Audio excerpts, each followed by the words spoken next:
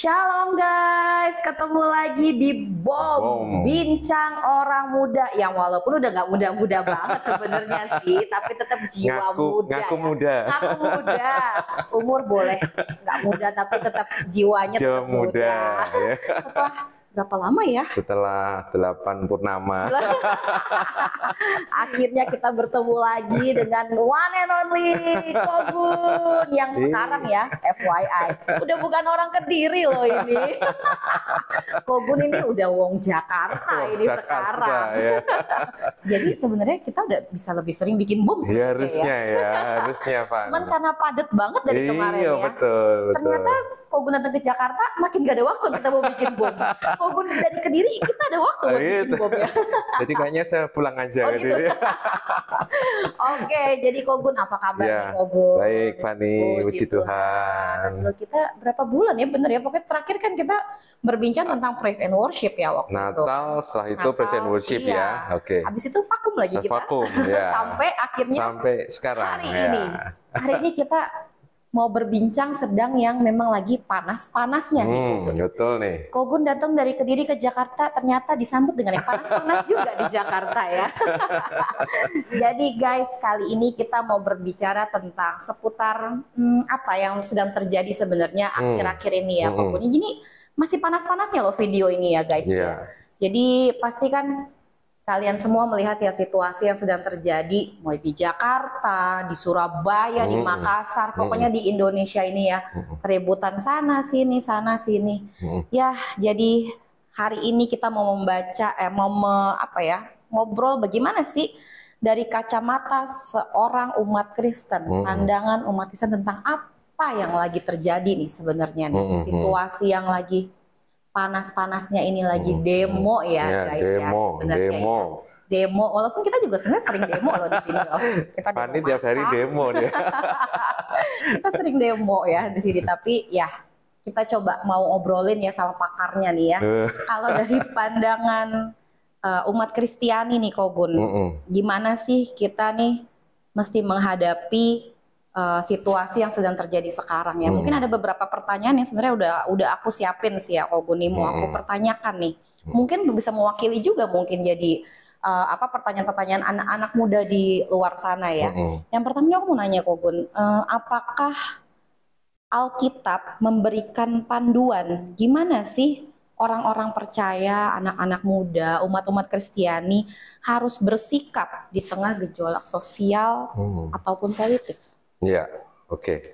Jadi pertama mungkin kita ya hope dulu ya teman ya, buat teman-teman di tengah-tengah situasi yang panas, demo, semoga semuanya tetap dalam kondisi yang aman gitu ya, tidak mengalami dampak daripada, sebenarnya bukan demo ya, dampak dari anarki-anarki yang dihasilkan dari demo. Nah tadi mungkin pertanyaan yang muncul tadi yang Fani tanyakan adalah gimana sih sikap kita sebagai anak muda Kristen gitu ya, orang muda Kristen, umat percaya gitu di tengah-tengah situasi-situasi yang ada. Nah karena kita sebagai orang percaya pegangannya adalah Alkitab, saya pertanyaannya Fani tadi memang valid gitu ya, apakah Alkitab itu memberi sebuah guidance atau panduan tentang bagaimana kita bersikap gitu ya. Nah yang pasti kalau kita membaca di dalam Alkitab firman Tuhan, saya percaya bahwa Alkitab itu bukan semacam buku seperti resep memasak gitu ya, yang maksudnya sesuatu yang sifatnya fix. Jadi maksudnya kalau kondisi seperti ini, itu lihat pasal sekian, ayat sekian, bab sekian harus melakukan ini, itu tidak. Tetapi kita bisa dengan membaca dan merenungkan firman Tuhan dari kitab Kejadian sampai dengan kitab Wahyu, itu ada prinsip-prinsip ya yang menurut saya itu bisa kita tarik. Ya, tentu saja kita harus renungkan dan bagaimana kita ini harus mengaplikasikan di dalam situasi dan kondisi kita. Ya, saya sangat percaya begini karena situasi Indonesia misalnya dengan yang paling dekat, saya yang pernah sering itu ke Malaysia misalnya ya, negeri jiran, negeri tetangga gitu ya, itu beda gitu kan. Situasi kondisi politiknya juga berbeda dan kalau sesuatu terjadi di sana, saya percaya bahwa respon yang diberikan oleh gereja atau anak muda Kristen itu pasti menurut saya tidak bisa exactly the same, sama begitu loh. Apalagi misalnya di Singapura atau di Thailand atau mungkin bahkan yang lebih jauh di Amerika, di Australia, di Eropa. Jadi masing-masing konteks itu memberi kepada kita sebuah tantangan ya tentang bagaimana kita sebagai orang percaya itu harus bersikap.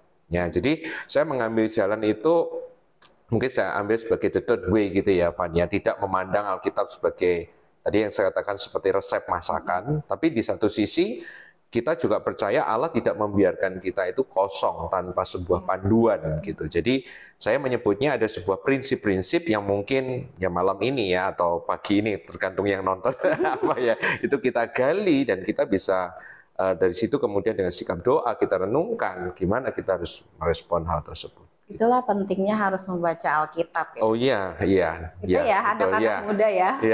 Apalagi khususnya anak-anak muda nih. Pernah loh Kogun sampai maksudnya ada pertanyaan, buat apa harus baca Alkitab loh? Gimana dong berarti kalau kayak gitu? Itu yang pentingnya ya khususnya di situasi sekarang ini. Iya, jadi benar. kita juga nggak asal-asal ngambil panduan harus dari mana. Daripada bingung-bingung, ya jawabannya ada di Alkitab. Baca aja. Ngerti nggak ngerti, yang penting baca dulu lah. Ya, baca dulu. Oke, itu ya. Poin penting buat anak-anak muda, catet.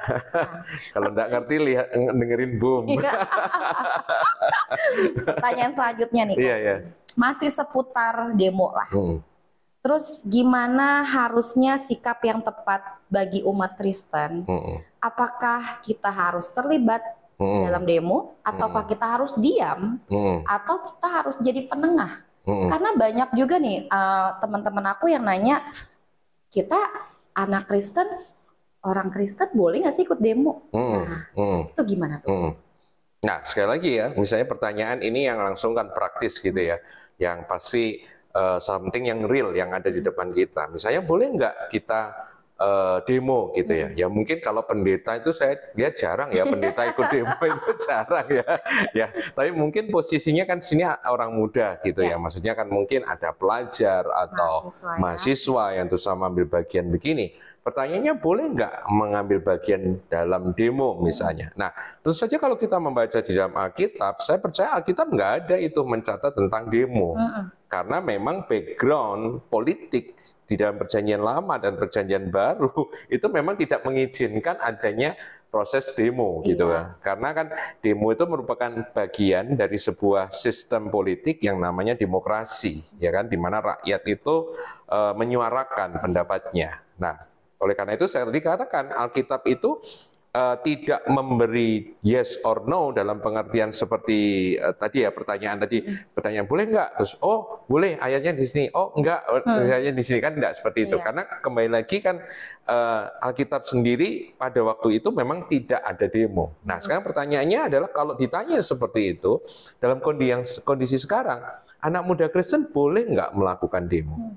Saya secara pribadi ketika mempelajari firman Allah dan di sekolah Alkitab dulu kita juga ada ya, ini masuk di dalam ranah etika Kristen, saya secara pribadi mengambil pandangan itu boleh.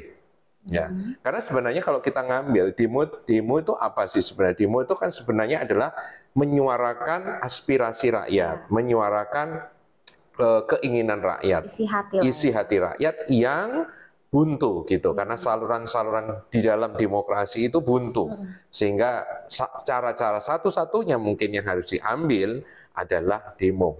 Ya, kalau kita lihat di dalam Alkitab, Alkitab sendiri juga tidak melarang kok. Misalnya kalau misalnya ada rakyat yang bersuara, misalnya atau rakyat yang menyampaikan pendapat, baik kita misalnya baca dalam perjanjian lama dan gaya pemerintahnya Musa misalnya, ataupun di dalam ayat-ayat dalam perjanjian baru, itu tidak ada larangan gitu bahwa kita sebagai warga, misalnya warga negara itu menyampaikan aspirasi.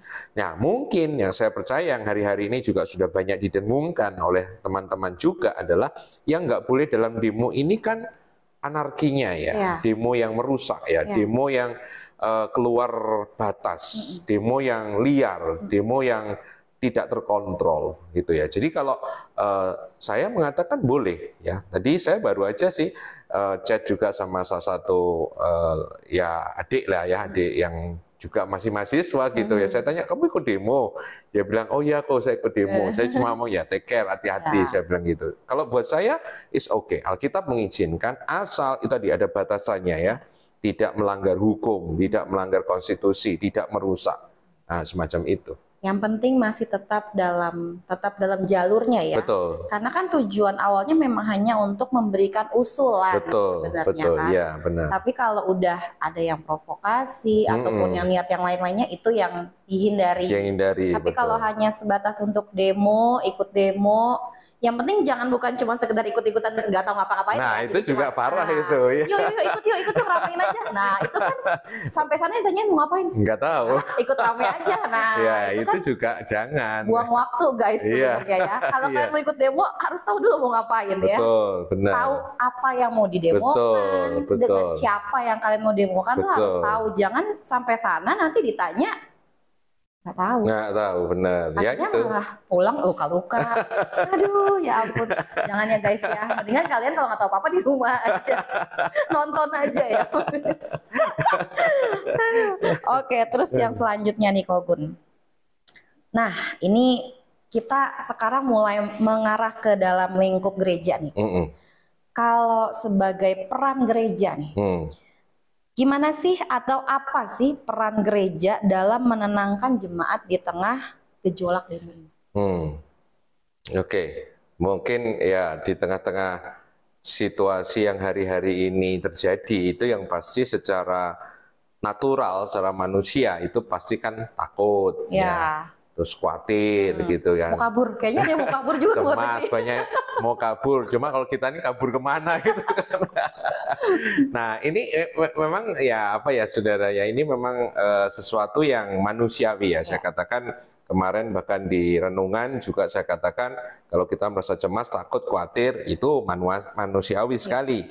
Hanya saya tekankan kembali jangan sampai ya ketakutan atau kecemasan itu mencengkram dan menguasai kita, gitu ya. Nah, jadi kalau secara garis besar, bagaimana sih caranya menenangkan hati kita, membuat kita tetap tenang di tengah-tengah situasi yang ada? Ya, kita kembali lagi melihat di dalam prinsip firman Tuhan ini, Alkitab ini yang tebelnya segini nih, punya saya tebelnya segini ya. Tergantung ukuran Alkitabnya ya. Ukurannya ya. Ya, satu hal yang kemarin juga saya bagi di GAB Kelapa Gading adalah kita perlu kembali ke basic iman kita yang paling basic ya buat saya adalah ketika situasi-situasi hari-hari ini sedang terjadi, kita harus tetap percaya bahwa Tuhan itu pegang kendali. Gitu ya. Kemarin saya singgung ya tentang di dalam Alkitab ini ada yang namanya sebagai genre atau tulisan itu apokaliptis. Ya, apokaliptis itu adalah satu jenis tulisan di dalam Alkitab yang ditujukan kepada umat Tuhan, Israel dalam Perjanjian Lama, Gereja Perjanjian Baru, ketika mereka ini sedang mengalami sebuah situasi-situasi yang sulit. Entah mereka dipersekusi, entah mereka mengalami kesulitan, entah mungkin juga seperti kita sekarang terjebak di tengah-tengah situasi yang kurang menguntungkan. Ya, itu sastra apokaliptis itu berbicara. Nah, di dalam Alkitab itu saya kenali yang yang kental sastra apokaliptisnya itu kebetulan satu di PL, satu di PB. Satu itu kitab Daniel, satu itu kitab Wahyu. Nah, jadi kalau kita melihat genrenya Daniel dan genrenya Wahyu, sebenarnya genre Daniel dan Wahyu ini bukan hanya sekedar meramal gitu ya. Karena seringkali orang baca Daniel, baca Wahyu itu adalah untuk mencari prediksi-prediksi gitu kan. Kira-kira, oh ini seperti ini, kira-kira udah mau kiamat belum? Tuhan Yesus mau datang belum? Gitu kan. Bahkan saya juga lihat kok tadi, demo Indonesia begini, wah siap-siap Tuhan mau datang gitu kan. Ya ramalan langsung keluar gitu kan. Nah padahal sebenarnya Van kalau kita lihat di Daniel dan Wahyu tujuannya itu bukan meramal, bukan bernubuat dalam pengertian meramal. Walaupun itu juga ada. Tapi tujuan daripada Daniel dan Wahyu itu sama, yaitu bagaimana membuat tadi yang sesuai dengan pertanyaannya Fani, umat Allah itu ketika mengalami situasi-situasi yang luar biasa, ya krisis yang luar biasa, itu mereka bisa tetap tenang gitu. Nah, kalau kita lihat secara simple, secara sederhana, Daniel dan Wahyu ini punya apa ini, aura yang sama, punya pesan yang sama.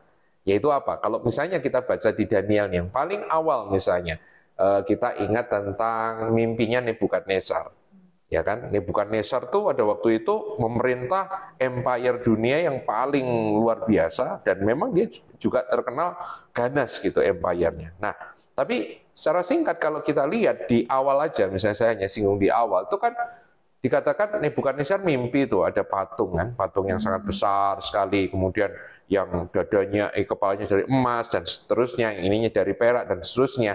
Nah, yang dilihat oleh Nebukadnezar yang kemudian ditafsirkan oleh Daniel, kan dikatakan di akhir itu ada sebuah batu yang katakannya terguling, ya, terus batu itu kemudian menghantam kaki daripada patung itu, menghancurkan semuanya, dan kemudian batu itu jadi gunung yang besar, gitu kan. Nah, itu bicara apa? Kalau kita lihat tafsirannya di Daniel itu jelas banget bahwa patung daripada Nebukadnezar itu mewakili negara atau kerajaan-kerajaan yang ada dan yang akan datang. Dan ternyata itu semua dilibas habis oleh batu itu tadi. Yang dikatakan di dalam tafsiran kitab Daniel udah jelas, itu bicara tentang kerajaan Allah. Ya, Tuhan yang jadi raja. Nah, sebenarnya di kitab Wahyu yang kemarin saya bicarakan, yaitu dalam Wahyu pasal 4, dikatakan Yohanes itu dengar sebuah suara waktu itu. Dikatakan, come up here, naik ke atas. Ya. Dan ketika Yohanes dalam roh naik ke atas, surga terbuka, dia terangkat ke atas. Saya katakan yang dilihat Yohanes itu satu fokusnya. Ada sebuah tahta. Dan di tahta itu duduk seseorang. Nah, kalau tahta kan hubungannya juga dengan raja ya. Yang duduk di tahta itu kan raja. Dan dikatakan raja itu duduk. Dan siapa raja itu? Tuhan. Jadi baik Daniel atau Wahyu itu pesannya sama. Yaitu apa? Bahwa Tuhan yang kita sembah itu adalah Allah yang mengatasi segala kondisi politik, segala kerajaan. Segala kerajaan, segala dinamika kerajaan yang timbul tenggelam atau negara yang timbul tenggelam di dunia ini, semua itu ada di dalam kendali Tuhan. Ya, jadi menurut saya hal yang pertama untuk membuat hati kita tenang adalah kita harus mengingatkan bahwa apapun yang sedang terjadi yang kita alami, Tuhan itu pegang kendali, gitu loh. Tidak ada sesuatu apapun itu yang terjadi kalau Tuhan tidak menghendaki. Nah, itu yang harus kita pegang, ya. Terus yang di sisi yang lain, yang saja kita percaya bahwa pemeliharaan Tuhan ini bukan hanya berlaku untuk satu kingdom atau satu nation, tapi juga pribadi, lepas pribadi kita percaya ada proteksi Tuhan atas setiap diri anak-anak Tuhan. Itu sih, secara generalnya begitu, Pak. Jadi nggak perlu takut ya, maksudnya nggak perlu takut. Oke, tapi jangan sampai berlebihan, tetap balik lagi ingat kalau semuanya itu udah atas izin Tuhan dan pasti Tuhan pegang kendali atas semuanya. Betul. Ya guys, aku kemarin sempat lihat berita sampai ada yang panic buying juga loh. Nah, itu pasti. Itu jadi balik lagi ke zaman COVID. Kayak COVID, ya, betul. Itu sebenarnya kalau menurut aku udah jadi kayak berlebihan ya. Udah takut yang sangat berlebihan banget kalau udah sampai mikir ke sana sebenarnya. Tapi tenang aja guys, tetap ini masih dalam tahap aman. Jangan sampai jadi kayak panic buying gitu. Ngomong-ngomong tentang COVID tuh saya jadi ingat ya dulu waktu COVID kan juga gitu, walaupun beda sih ya. Iya. Saya ingat tuh waktu itu ada satu ayat yang saya juga baca, mungkin saya mau bacakan juga untuk Fani dan untuk rekan-rekan yang dengerin gitu ya. 1 Petrus 4 ayatnya yang ke-7 sampai ayatnya yang ke-11 ya, tapi ya saya potong sampai ayat 10 aja. 1 Petrus 4 ayat 7 sampai 10 itu bilang begini. 1 Petrus 4 ayat 7 sampai 10 dikatakan kesudahan segala sesuatu sudah dekat. Karena itu kuasailah dirimu dan jadilah tenang supaya kamu dapat berdoa. Ayat 8 tetapi yang terutama adalah kasihlah sungguh-sungguh seorang akan yang lain. Sebab kasih menutupi banyak sekali dosa. Ayat 9, berilah tumpangan seorang akan yang lain dengan tidak bersungut-sungut, dan layanilah seorang akan yang lain sesuai dengan karunia yang telah diperoleh tiap-tiap orang sebagai pengurus yang baik dari kasih karunia Allah. Saya kira 1 Petrus 4 ayat 7 sampai 10 ini ngerangkumin semuanya ya. Yang pertama dikatakan kuasai diri, gitu kan. jadilah tenang gitu kan, maksudnya jangan ikut cemas gitu kan. Kenapa? Tadi saya sudah jelasin, karena Tuhan pegang kendali. Supaya apa? Supaya berdoa, Iya. ya kan. Terus lanjutin lagi dikatakan apa? Kasih, suruh mengasihi. Menurut saya ayat 8 dan 9 itu jadi satu. Karena wujud kasih apa? Berilah tumpangan, berilah waktu itu kita ingat ya, COVID tuh banyak orang susah makan ya, jadi juga ada panic buying. Menurut saya orang Kristen jangan panic buying lah ya. Iya. Justru harusnya itu kalau panic buying itu kan kesannya yang penting saya selamat gitu ya, yang penting saya makan, Yang lain orang lain terserah gitu kan. Nah menurut saya spirit itu nggak sesuai dengan firman Tuhan. Justru di tengah-tengah kondisi sulit yang ada, dikatakan nasihat firman Tuhan, jadi tenang, tetap berdoa, layani seorang kan yang lain. Itu sih. Karena apalagi ini sebenarnya menyangkut juga sama pertanyaan aku yang selanjutnya ya, Kokun ya. Karena kan bukan cuman diliputi sama ketakutan loh, bahkan mungkin ada juga jemaat-jemaat yang lagi nonton, anak-anak muda yang sampai jadi diliputi dengan rasa benci. Ah, ya betul, Ya kan, betul. jadi mungkin karena ngelihat dari potongan-potongan video mungkin, dari tampilan-tampilan video yang mungkin kalian tuh nggak lihat secara full kejadian seperti Iya, apa. iya. Jadi kita langsung udah, oh benci sama si para pendemo, oh benci sama si polisi-polisi. Nah, ini kan juga bahaya ya. Iya, iya, betul, Kalau betul. menurut pandangan Kokun Nah, gimana? ya kembali lagi ya rekan-rekan, saya juga mengingatkan bahwa hati-hati dengan media sosial ya, karena media sosial itu kan tidak netral ya. Apa yang kita lihat, apa yang kita dengar lewat media sosial itu harus kita screening ya. Makanya saya beberapa waktu yang lalu saya sempat bicara juga di satu event anak muda. Saya katakan bahwa anak muda sekarang itu harus punya filter gitu. Karena saya lihat ada banyak sekali rekan-rekan muda ini yang apa ya, telan begitu aja. Ya ini kan bukan hanya masalah demo aja sebenarnya, tapi luas gitu ya. Makanya kalau kita melihat, apalagi sudah berkaitan dengan politik, wah itu sangat complicated gitu ya. Kita nggak tahu sebenarnya apa yang dibalik itu semua apa gitu ya. Tapi memang benar yang Fania dikatakan, yang harus kita aware itu bukan hanya masalah anxiety, cemas, khawatir ya, takut, tapi juga benci gitu ya. Nah di tengah-tengah situasi ini kembali lagi guidance Alkitab itu memberi kita sebuah guidance bahwa kita tuh harus melihat segala sesuatu tuh bukan hanya dari sudut pandang politik, bukan hanya dari sudut pandang nalar logika gitu ya, tapi dari sudut pandang kembali lagi firman Tuhan itu ajar kita apa, Tuhan Yesus itu ajar kita apa.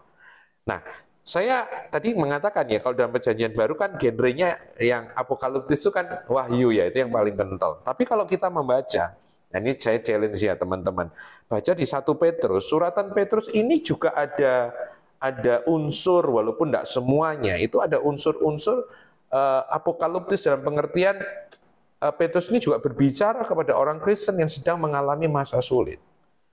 Nah, tadi kalau saya bacanya di pasal 4, sekarang coba kalau kita lihat itu kebetulan di pasalnya yang ke berapa ya itu? Kalau kita lihat itu pasal yang ketiga, kalau nggak salah. Nah, coba saya harus ngerepek ini kayaknya. Kita sama-sama buka ya guys ya. Jadi yang punya Alkitab dan apapun. 1 Petrus 2, sorry. 1 Petrus 2 ayatnya yang ke-17 itu dikatakan begini. Atau saya mulai dari 16 ya. Hiduplah sebagai orang-orang merdeka dan bukan sebagai mereka yang menyalahgunakan kemerdekaan itu untuk menyelubungi kejahatan-kejahatan mereka, tapi hiduplah sebagai hamba Allah. Nah, ayat 17 dikatakan, hormatilah semua orang, kasihlah saudara-saudaramu, takutlah akan Allah. Nah, ini terakhir, hormatilah raja. Nah, mungkin sedikit spill ya buat rekan-rekan muda bahwa Petrus ini menuliskan suratnya itu kepada orang Kristen yang lagi mengalami penderitaan, persekusi. Persekusi dari pemerintah. Ya, yang pada waktu itu adalah kerajaan di mana kepala negaranya adalah raja.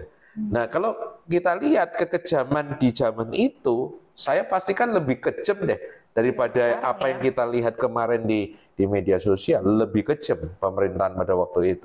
Tapi yang uniknya adalah baik Petrus, baik Paulus, kalau Paulus nanti pasti ingat Roma 13 gitu ya. Tapi di sini saya kutip Petrus itu menarik karena bagian yang terakhir dia ngomong gini, hormatilah raja, respect to the king gitu ya. Berikan hormat itu kepada orang yang punya wewenang ya. Bahkan dikatakan tuh kasihlah semua orang. Nah, saya kutip ada seorang hamba Tuhan pernah mengatakan begini ya. Kita tuh memberikan hormat kepada orang bukan karena orang itu layak untuk dihormati. Bukan hanya itu. Tapi kita itu memberi respect hormat kepada seseorang karena kita adalah orang-orang yang terhormat. Karena kita mengerti what is honor, apa itu honor, what's its kingdom value kalau kita bicara tentang kerajaan. Ya, jadi bagus sekali. Makanya tadi di tengah-tengah situasi ini kita katakan kita ini harus apa? Seperti Yohanes say, come up here. Jadi harus naik di atas dan melihat segala sesuatu itu bukan dari perspektif horizontal, tetapi dari perspektif atas, perspektif surga kalau bahasa saya. Nah, mereka ini kan, ya saya katakan kan baik secara manusia atau secara spirit. Kadang-kadang manusia-manusia yang melakukan itu kan cuma spion ya, hanya orang-orang yang ya maaf kata kadang-kadang dipakai ya, dimanipulasi. Jadi yang harus kita lakukan ya sebenarnya berbelas kasihan kepada mereka, ya tetap menghormati mereka, apalagi orang-orang yang memegang memang kekuasaan, dan kemudian yang pasti harus tetap berdoa buat mereka. Iya. Nah, tadi karena Kogun udah ada sempat menyinggung tentang Roma 13 nih, Kogun. Aku ada pertanyaan selanjutnya sih.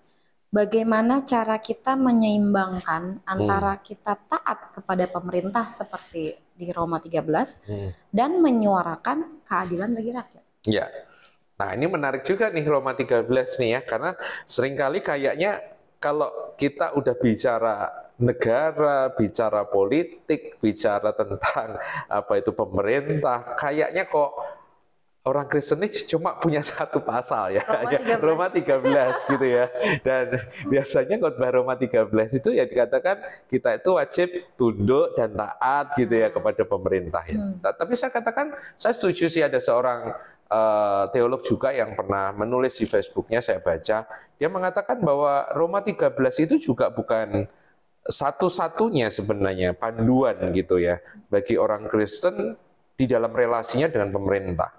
Nah, sebagai imbangan aja, karena ini bukan Bible study online ya, sebagai imbangan aja, misalnya kalau kita melihat di kasusnya Petrus dan Yohanes di dalam Kisah Rasul, ketika mereka memberitakan Injil, dan waktu itu, kalau dalam Alkitab kita, Mahkamah Agama, Sanhedrin, itu kan menangkap mereka dan melarang mereka untuk memberitakan Injil. Nah, Sanhedrin itu pada zaman itu bukan hanya, ya mereka memang mahkamah agama ya, tapi mereka adalah mahkamah agama yang sebenarnya juga direstui gitu oleh pemerintah, ya, yang juga istilahnya dipakai lah oleh pemerintah. Jadi mereka itu juga punya otoritas sebenarnya. Nah, jawaban Petrus di hadapan Sanhedrin, ketika Sanhedrin waktu itu melarang mereka untuk memberitakan Injil, Petrus menjawab begini, kamu putuskan sendiri, ya kan? Mana yang menurut kamu tuh patut? Lebih taat kepada Allah atau taat pada manusia gitu kan. Dan kemudian dia mengebol satu statement yang mengatakan ya kita ini harus lebih taat kepada Allah daripada kepada manusia. Dan buat saya ayat itu harus disandingkan dengan Roma 13. Maksudnya supaya tidak ekstrim gitu Van. Sebab kalau kita cuma ambil Kisah Rasul itu aja, nanti seakan-akan oh yang penting kita tunduknya sama Allah aja gitu. Sama pemerintah sama sekali kita nggak respect, karena kita akan anggap mereka cuma manusia. Kita cuma patuhnya sama Tuhan tok gitu ya. Dan menurut saya itu juga ekstrem yang berbahaya ya. Tapi di satu sisi Roma 13, kalau kita cuma pegang Roma 13 tok, nggak ada ayat ini, nanti kita akan jadi orang Kristen yang tunduk kepada pemerintah, tetapi dalam ketundukan kita pada pemerintah ada sebuah bahaya, kita ini sedang menentang Tuhan.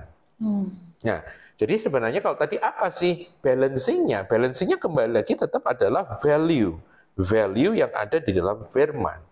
Ya, yang nomor satu yang pasti adalah begini, ketaatan kita pada pemerintah itu dibatasi oleh ketaatan kita kepada Allah. Jadi ketika pemerintah mengeluarkan sebuah statement atau himbauan atau perintah, satu hal yang menurut saya gereja Tuhan harus lakukan adalah mempertanyakan apakah statement perintah itu bertentangan langsung tidak dengan value firman Tuhan. Kalau tidak menabrak sama sekali, ya kita wajib untuk mentaati. Nah, saya ambil case saja, contoh dalam sejarah yang paling terkenal itu adalah peristiwa ketika Hitler muncul di Jerman misalnya. Ya itu menarik, sebab ketika Hitler muncul di Jerman, hampir majority gereja pada waktu itu dan pendeta-pendeta itu menyambut baik Hitler. Bahkan Hitler ini dikatakan semacam savior, semacam mesias gitu. Ya mungkin kalau hari ini padahalnya agak mirip seperti apa itu Trump gitu ya di Amerika gitu. Sebuah euforia karena kondisi pada waktu itu yang menurut saya kalau kita lihat sih ya kita bisa paham sih gitu ya. Tapi di tengah-tengah itu di dalam dinamika kemudian kita bisa melihat memang Hitler kemudian mengeluarkan statement-statement itu tidak langsung ya di dalam progres dinamikanya itu yang kemudian menentang value firman Tuhan. Nah di tengah-tengah itulah ada kelompok-kelompok anak-anak Tuhan yang kemudian berani mengambil suara bahwa kita harus taat pada Tuhan, kita nggak taat pada Hitler karena mereka melihat ada penyimpangan-penyimpangan gitu dalam Hitler. Jadi keseimbangannya adalah itu ya, apakah himbauan statement perintah yang dikeluarkan negara itu bertentangan enggak dengan ini prinsip general di dalam firman Tuhan. Selama itu nggak bertentangan, oke, gitu ya. Nah, atau misalnya contoh, saya ambil contoh yang lain, misalnya adalah case gimana menyelundupkan Alkitab di negara-negara yang melarang. Ya, misalnya kalau dulu ada tirai bambu, tirai besi, Rusia, Cina gitu ya. Kan ada juga tuh kisah-kisah, saya kira Fani mungkin dengar hamba Tuhan yang nyelundupin Alkitab. Loh, menyelundupin Alkitab kan berarti ilegal kan, dari sudut pandang negara itu. Berarti melawan kan berarti melawan pemerintah sebenarnya. Itu gimana? Tapi kalau kita lihat di sini, tadi balancing antara Kisah Rasul dan Roma, saya katakan it's okay.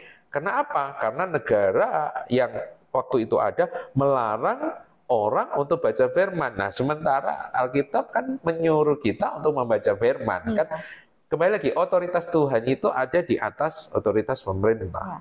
Itu sama dengan semua sistem perundang-undangan di Indonesia. Kalau undang-undang yang ada di bawah ini menentang undang-undang di atas, sebenarnya dengan sendirinya hukum yang di bawah ini gugur. Jadi sepanjang pemerintah ini searas dan selaras, tegak lurus dengan hukum Tuhan di dalam firman Tuhan, kita wajib untuk tunduk, ya. Bukan hanya boleh, tapi wajib tunduk. Tetapi ketika hukum negara itu menentang langsung kepada sumber otoritas yang di atasnya, itu kita percaya Tuhan, ya kita tidak lagi wajib tunduk kepada pemerintah dalam konteks itu. Inilah makanya balik lagi pentingnya kita mengetahui tentang firman Tuhan. Firman Tuhan, ya. Supaya kita tahu apakah yang sedang dilakukan ini selaras atau tidak. Betul. Balik lagi. Back to Bible. Jadi back to the Bible, yes. Terus pertanyaan terakhir nih, Kok. Nah, ini mungkin kalau mungkin yang para senior-senior mungkin pertanyaan ini mereka akan memikirnya itu pertanyaan. Tapi ini sebenarnya kayaknya anak-anak muda nih ya. Gen Z, gen lah pokoknya gitu ya. Karena mungkin mereka kalau mau aku lihat kan generasi makin kesini kan makin berpikir kritis ya Kong Gun. Mereka benar-benar berpikir melihat apakah ini iya atau tidak gitu dibandingkan mungkin yang generasi yang sebelum-sebelumnya gitu. Dan mungkin pertanyaan ini akan terlintas di pikiran mereka, apakah doa bersama sebagai umat percaya benarkah masih bisa berdampak dan membawa perubahan bagi bangsa kita? Karena mungkin mereka juga melihat kan kok makin kesini ya kayaknya ada aja gebrakannya, mungkin akan terlintas di pikiran mereka. Apakah doa itu masih bisakah membawa perubahan bagi bangsa kita ini? Oke. Kembali lagi back to the Bible ya. Kalau kita baca dalam firman Tuhan, karena kita sebagai orang Kristen ya panutannya Alkitab, makanya kemarin juga saya singgung kan di khotbah. Kenapa? Karena saya tahu tuh mungkin bukan hanya Gen Z ya, ada juga gen yang lama juga udah terkamiri dengan Gen Z kali ya. Itu berpikirnya, masa sih kita doa ini bisa bikin satu perubahan gitu loh, ya kan? Tapi kalau kita baca di dalam Alkitab, terakhir-terakhir ini saya juga banyak renungin itu ya. Saya katakan, ya memang itu yang dikatakan oleh firman Tuhan. Ya, beberapa minggu yang lalu sebelum demo ini saya sampaikan firman di satu cabang yang ada di Jakarta ini dari Mazmur pasal yang kedua.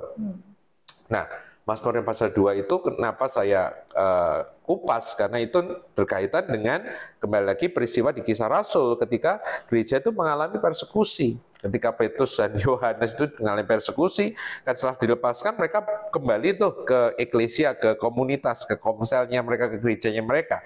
Dan yang menarik adalah ketika mereka kembali dan mereport ya tentang apa yang mereka alami, kemudian apa yang terjadi? Gereja waktu itu, with one voice, kalau dalam bahasa Inggris, dengan satu suara, mereka mengangkat suara mereka itu ke sorga.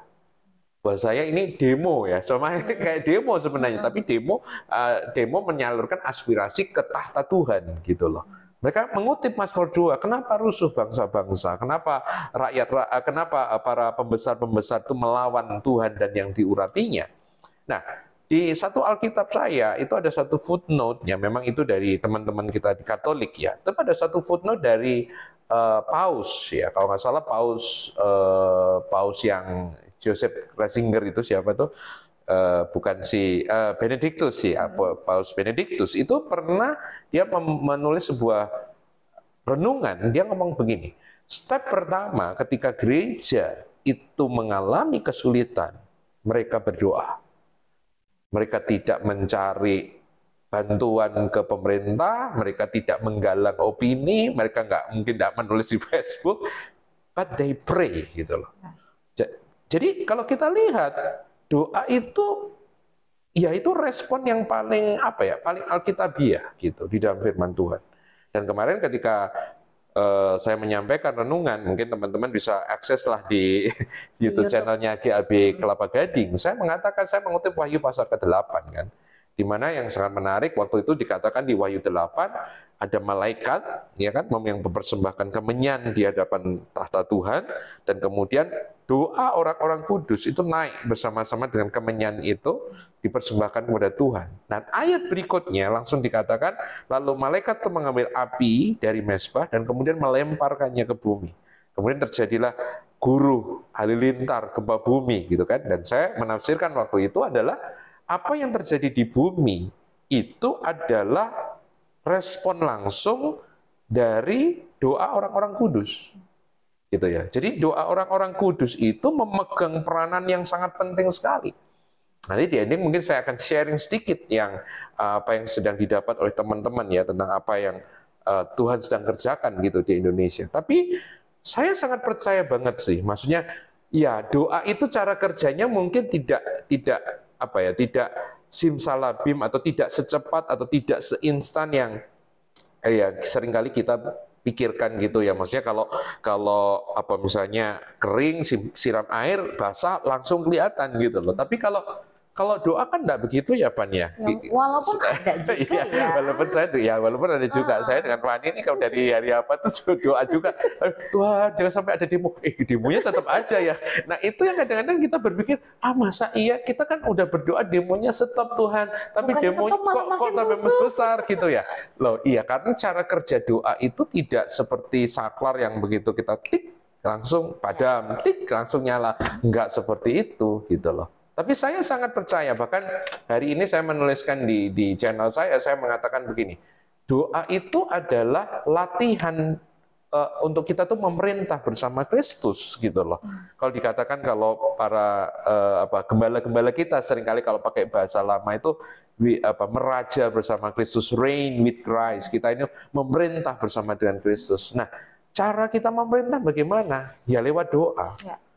Doa ini kan, nah ini juga harus banyak belajar ya. Doa itu kan bukan hanya sekedar memohon, tapi juga ada doa deklarasi, doa proklamasi, doa peperangan ya.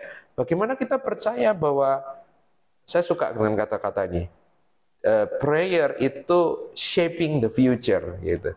Doa itu membentuk masa depan. Nah, bahkan ada seorang sarjana liberal itu namanya profesor udah meninggal, Walter Wing. Itu kalau liberal itu teman-teman itu mereka tuh nggak percaya gitu sama yang supranatural tuh mereka nggak percaya. Tapi ini dari kubu mereka loh. Ada seorang Walter Wing itu pernah menulis satu statement yang kemudian ini jadi jargonnya para pendoa syafaat. Dia ngomong gini, history is in the hand of the intercessor. Jadi sejarah itu ada di tangan para pendoa syafaat. Wow, itu keren banget. Dan memang kalau kita lihat memang betul. Kalau doa syafaat itu kita benar-benar percaya, itu doa itu sangat-sangat mempengaruhi apa yang sedang terjadi. Walaupun tadi saya katakan tidak dalam pengertian seperti kita nyalakan saklar tek, Langsung. nah tek enggak seperti itu. Ya, tapi memang sebenarnya keterlibatan kita yang paling minimal, yang paling kita bisa lakukan saat ini ya doa. Ya. Mungkin ya nggak bisa turun ikut ke jalan, nggak bisa turun ikut apa. Ini menarik nih kalau tadi omongannya itu seperti itu. Nggak tahu ya kenapa ya. Seakan-akan tapi kita itu secara alam bawah sadar itu, tadi ada satu teman saya tuh ngomong gini, ya kita nggak bisa lakukan apa-apa kok, hanya berdoa. Saya berdoa itu nggak hanya loh, saya katakan berdoa itu bukan hanya. Doa itu sesuatu yang powerful. Jadi jangan menganggap begini ya. Wah, saya hanya bisa doa loh. Menurut saya loh ya, ini menurut saya, tapi saya percaya di konfirmasi Alkitab. Doa itu kuasanya lebih besar dari demo sebenarnya gitu ya. Karena sebenarnya doa itu kan demo di hadapan Tuhan gitu ya. Mengekspresikan aspirasi kita di hadapan Tuhan. That's more powerful sebenarnya dibandingkan dengan itu. Makanya tadi ada seorang teman juga nih nulis di Facebook saya. Jangan doa aja gitu. Orang Kristen tuh jangan doa aja. Kembali lagi kayaknya ada konsorsium gitu, kayaknya kesepakatan bersama. Kayaknya kok kita itu mungkin nggak tahu ya, mungkin karena efek-efek beberapa orang jadi merasa kayak doa itu kayaknya sesuatu yang munafik banget, kayaknya hanya berdoa gitu. Terus dia kutip dari Yeremia 29 ayat ke-7. Usahakanlah kesejahteraan kota di mana aku buang, kata Tuhan, dan berdoalah. Terus kemudian dia ngomong gini, loh, itu lihat Alkitabnya bilang usahakanlah, Baru berdoa. kemudian berdoa kan gitu kan. Terus saya komen begini, nanti mungkin kalau yang dengerin ini, saya komen gini, baca lagi, itu cara membaca yang nggak tepat. Dan benar, Yeremia 29 ayat 7 itu memang kalau di Alkitab kita ini usahakanlah. Tapi kalau dalam bahasa Inggrisnya itu kata-katanya adalah seek the peace. Seek the peace itu artinya adalah carilah kedamaian. Usahakanlah itu bukan berarti melakukan sesuatu sebagai opposite dari doa, tidak. Seek itu artinya kamu itu melakukan semua yang bisa kamu lakukan untuk kedamaian di kota itu. Buat saya membacanya hari ini Yeremia 29 ayat 7, usaha itu bukan kemudian dibenturkan dengan doa, tapi doa itu masuk di dalam bagian dari usaha itu tadi. Iya. Ya, gitu loh. Jadi Tuhan ngomong, usahakanlah kesejahteraan, dan salah satunya adalah you must pray. Nah, gitu. Saya membacanya itu. Menurut saya itu kok teologinya lebih pas gitu loh, daripada kita usaha dulu, doa dulu. Jadi ada dua gitu ya, yang satu turun ke jalan, yang satu diam. Ya gitu kan, jadinya gitu. Nah, saya melihat, ayo kita lihatnya gini, doa itu merupakan bagian dari usaha kita untuk kesejahteraan kota kita. Dan itu bukan hanya just prayer, itu bukan hanya tindakan minimal sebenarnya menurut saya, tapi itu adalah hak otoritas terbesar yang Tuhan bisa berikan kepada kita. Karena yang lain nggak bisa akses ke tahta Tuhan loh. Yang bisa akses kan cuma gereja.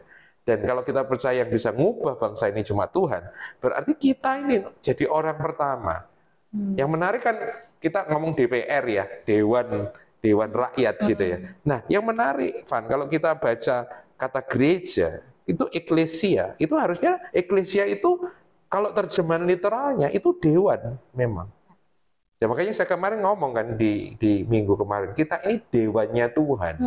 Ya kalau di sana itu dewan rakyat, kita ini dewan Tuhan loh. Sama-sama dewan, kita ini sama-sama DPR, sama DPR rakyat, kita DPR ilahi gitu. Lah sama, dan menurut saya kita ya lebih tinggi dong karena kita punya otoritas itu surgawi gitu. Jadi menurut saya ya, yuk kita bereksperimen nih dengan kondisi-kondisi seperti ini ya, dengan berdoa menyaksikan bagaimana doa-doa kita dijawab oleh Tuhan. Ini kan bahkan mungkin ada juga yang ya ikut demo yang enggak, ya doa pun juga enggak. Tapi berharap berubah, tapi berharap Indonesia berubah gitu. Ada perubahan. Nah terus kalian mau ngapain? Demo enggak, doa enggak, simsalabim gitu. Ya itu parah itu. Jadi ya itu ya guys ya, tetap berarti balik lagi ya, dibandingkan ya demo nggak salah, ikut demo nggak salah, diperbolehkan, tapi alangkah lebih baiknya kita cari kedamaian itu, ya berdoalah untuk Pray, bangsa ya. ini. Pray. Betul. Yes. Doa tetap bisa mengubah. Oh iya. Iya. Jadi jangan sampai kita jadi kayak udah ngelihatnya udah hopeless, Hopeless, gitu ya, ya. Mungkin itu. jadi orang-orang sekarang banyak yang hopeless, Hopeless, ya, benar. akan keadaan bangsa ini. Benar, Ya. benar. Jadinya benar. udah karena hopeless itu jadi mengecilkan kuasa Kuasa doa. doa, benar, benar, betul, betul. Untuk menutup nih Kogun, ada nggak sih pesan-pesan yang Nah. Kogun mau sampaikan nih? Ini kan biasanya pesan nih. Nah, sekarang saya ini mau cerita nih. Saya tutup dengan 2 testimoni. Saya tadi baru dengerin gitu ya. Ada satu yang posting dari khotbah seorang hamba Tuhan yang hari-hari ini di Indonesia juga cukup naik daun sih. Dan saya cukup waktu dengerin cuplikan khotbahnya, wow, keren juga. Karena hamba Tuhan ini menyatakan di Februari kemarin, kalau dari itu yang saya lihat ya, Februari dia khotbah. Waktu itu dia mengatakan begini. Ini saya dengar pesan Tuhan nih, dia ngomong gitu. Akan ada kegoncangan. Jakarta, dia menyebutkan Jakarta, dimulai dari Jakarta dan kemudian akan menyebar ke kota-kota yang lain. Nah, itu yang kita sedang alami. Iya. Dan dia ngomong, kegoncangan ini akan membongkar kejahatan, korupsi. Dan dia dikatakan, dia menyebutkan tentang rumah rakyat, ya, tentang tikus-tikus sebagai simbolisasi. Kita tahu tikus muncul hari-hari ini, kasihan juga tikus, nggak salah ya. Tapi saya melihat begini, oh berarti Tuhan itu cinta Indonesia. Kenapa? Karena dia sudah menyampaikan pesan itu lewat satu hamba Tuhan ini. Ya, yang artinya adalah begini loh rekan-rekan. Berarti kegoncangan ini bukan sesuatu yang lepas dari kedaulatan Tuhan gitu. Bukan yang tahu-tahu ada Betul. aja ya. Berarti kan kalau Tuhan sudah ngomong itu, bocorin itu di Februari, berarti kan Tuhan sudah tahu. Iya. Dan Tuhan punya rencana loh atas Indonesia. Udah ada jalan keluarnya. Betul. Tuhan punya rencana. Ada sesuatu yang Tuhan kerjakan lewat kegoncangan ini, gitu loh. Makanya saya katakan jangan hopeless, Ya. walaupun memang ini sesuatu yang kayaknya nggak enak. Nah, yang kedua, nah ini terpisah nih, kelompok hamba Tuhan yang terpisah. Ini rekan-rekan saya juga yang nanti bulan ini juga mengadakan conference di Surabaya. Nah, saya cuma mikir aja gini, ada situasi begini, conference-nya jadi atau enggak gitu ya. Tapi yang menarik rekan-rekan, beberapa waktu yang lalu kebetulan dua pemimpin dari kegerakan movement ini kan diundang gitu ke Berlin waktu itu.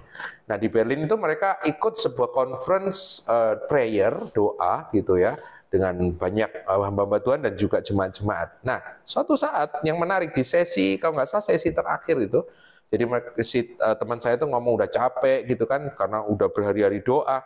Tiba-tiba ada seorang hamba Tuhan dan karunia kenabian juga, itu ada di platform, dan dia ngomong begini. Dia ngomong begini, aku melihat, aku mendengar, Tuhan berkata, akan ada gelombang baru Roh Kudus di Indonesia. Tiba-tiba dia ngomong Indonesia. Ya, padahal dia nggak tahu maksudnya di situ ada orang Indonesia atau enggak. Dia cuma ngomong gitu. Dan kemudian dia ngomong gini, dan aku melihat ada satu nama daerah dan satu nama kota. Dia ngomong gitu. Waktu itu dia ngomong Subaya. Terus langsung lah teman saya kan kebetulan di depan, dia ngomong Surabaya. Terus diundang ke depan kan, ditanya apa itu Surabaya. Dia ngomong Surabaya itu kota yang ada di Jawa Timur di Indonesia, dan bulan depan kita mau adain conference di situ, dan conference-nya conference prophetik, memang bagaimana membicarakan tentang Indonesia baru, Indonesia yang Indonesia yang dipulihkan oleh Tuhan. Nah, jadi dari dua suara profetik ini yang saya dapatkan secara, yang satu langsung, yang satu tidak langsung, saya mengatakan gini loh rekan-rekan. Berarti satu, Tuhan cinta Indonesia. Ya. Tuhan punya rencana atas Indonesia. Terus yang kedua, semua yang terjadi hari-hari ini itu cuma sebuah media untuk melahirkan sebuah revival yang ada di Indonesia. Nah, kemarin saya sih bukan nabi, makanya nggak bisa begitu kan. Tapi saya ngomong kan kemarin juga di minggu itu. Ini seperti saya merasakan kayak bayi yang mau lahir itu loh. Bayi kalau mau lahir itu kan, wah cemas, bingung ya, yang mamanya juga susah gitu kan. Wah cemas gitu. Kira-kira ini lahir selamat atau enggak gitu kan. Mungkin juga banyak berantakan di ruang persalinan itu. Dan saya rasakan bahwa ya itu yang sedang terjadi. Nah, makanya saya katakan, saya terakhir kalau chat saya ngomong, keep safe and keep pray. Ya. Tetap jaga diri, aman, tapi jangan lupa tetap berdoa karena Tuhan punya rencana atas Indonesia. Amin. Ya, dan kita mau ambil bagian nih anak-anak muda. Oh ya, satu lagi saya lihat tadi saya juga ngomong sama Fani. Aduh, saya agak tragis juga. Ternyata yang anarki-anarki kemarin yang demo tuh banyak sekali anak-anak muda. Bener-bener bahkan mungkin masih di bawah umur. Betul. Itu jadi keprihatinan kita juga. Makanya saya mengajak nih rekan-rekan muda, terutama di Gereja Anugerah Bethesda ya di seluruh Indonesia. Ayo kita bangkit, mari kita bikin movement karena Tuhan punya rencana yang indah atas Indonesia. Amin. Dan mungkin untuk mengakhiri boom kita kali ini ya Kogun, mungkin kita bisa doa bareng ya. Kita mungkin mau di sini kita doa, tapi kita juga mengajak yuk kita bareng-bareng yuk kita doa untuk bangsa kita, karena tetap pasti yakin, imani dan percaya Tuhan punya rencana yang indah buat Indonesia. Amin. Amin. Untuk Indonesia, untuk kita, untuk pokoknya semuanya, untuk bangsa ini, semuanya pasti Tuhan punya rencana yang indah. Indonesia tetap ada di hatinya Tuhan. Amin. Amin. Amin. Mungkin Kogun bisa berdoa ya. Ya, teman-teman ya, saya dorong juga untuk bisa mengadakan tahdus bermelalui doa atau apapun, bahkan dalam setiap mungkin kalau ada ibadah kaum muda, komsel atau apapun, terus berdoa untuk Indonesia. Dan malam hari ini kita akhiri juga untuk kita berdoa bagi Indonesia. Mari kita berdoa. Bapa dalam surga, terima kasih, kami mengucap syukur Tuhan buat kesempatan kali ini kami boleh bertemu di dalam acara BOM Bangkit Orang-Orang Muda, dan kami bersyukur Tuhan hari-hari ini di tengah-tengah gejolak politik, dinamika yang ada di Indonesia, demo-demo yang diadakan, bahkan pengerusakan, anarki yang kami juga lihat, kami boleh mendapatkan satu pesan yang kuat Tuhan, yaitu bahwa Engkau tidak melupakan Indonesia.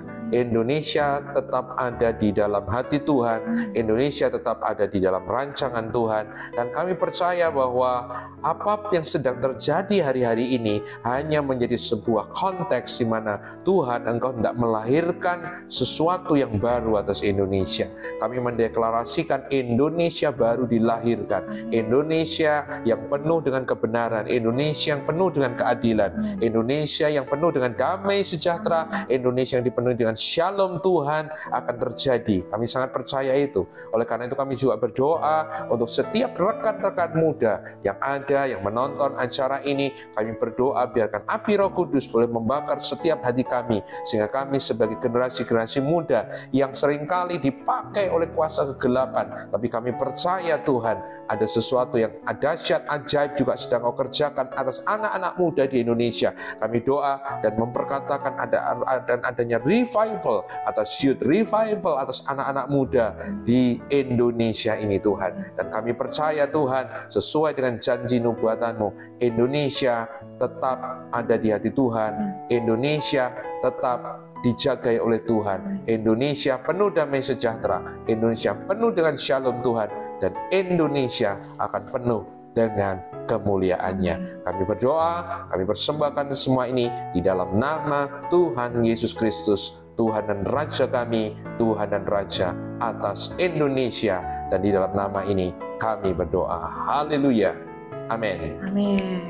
Thank you banget Kogun. Thank you, untuk kesempatannya kali ini. Yes. Dan kita harus semakin banyak ya. Karena apalagi teman-teman udah tahu nih Kogun udah di Jakarta. Berarti BOM harusnya minimal 1 bulan sekali harus ada nih kayaknya episode BOM ini ya. Daripada ini BOM-nya kalau enggak 3-4 bulan, 3-4 bulan. Berdoa ada BOM onsite. Wow, nah BOM onsite sebenarnya udah ada kelas-kelas ya. Ada bisikan-bisikan. Atau mungkin nanti bisa live ya. Iya, Tuhan. Jadi buat teman-teman nih yang ada lagi nonton BOM sekarang, mungkin bisa kasih ide juga ya, tulis komen di bawah, kira-kira teman-teman lagi mau bahas tentang apa sih, mungkin ada yang mau ditanyakan atau ide-ide topik selanjutnya yang kira-kira hot-hotnya yang mungkin bisa kita bahas gitu ya. Atau kalian mau bersedia mau datang juga boleh, kita ngobrol bareng, ngopi bareng di sini ya. Kogunnya udah di Jakarta, tenang. Oke guys, kalau gitu tetap, pokoknya kalian tetap hati-hati dimanapun kalian berada, tetap berdoa, jangan takut, jangan hopeless pokoknya ya, hilangkan semuanya itu, tetap ingat Indonesia ada di hatinya Tuhan. Keep safe and keep pray. Bye guys, Tuhan memberkati. God bless.